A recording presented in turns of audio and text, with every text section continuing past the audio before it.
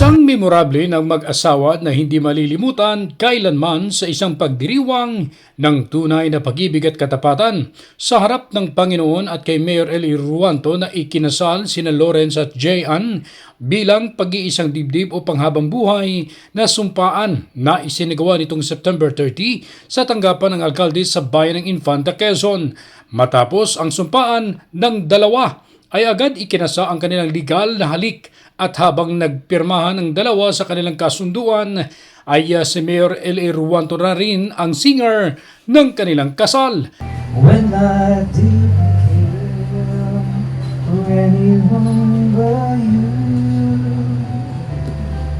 I swear we've been through everything there is. Apat na kopya ko ito ha.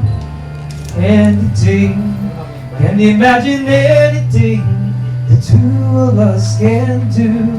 Through the years, you never let me down. You turned my life around.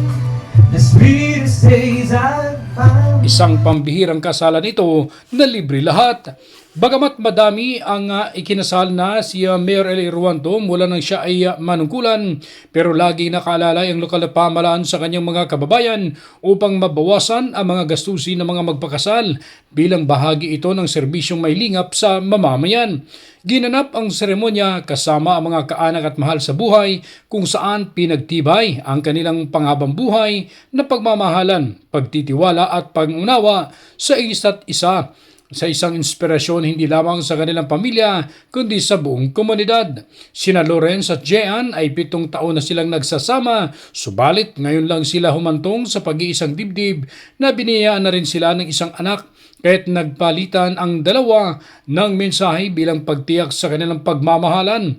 Isang special na handog ni Mayor Eli Ruanto sa mag-asawa ang libreng same day edit, video ng kasal, dekorasyon ng venue at may pakas gift pa. Ang kasalang ito ay hindi lamang simpleng pag-uulit ng isang seremonya, kundi ang pagpapatibay ng isang kwento ng pagmamahalan na humilagpos sa kahon ng papel at formalidad.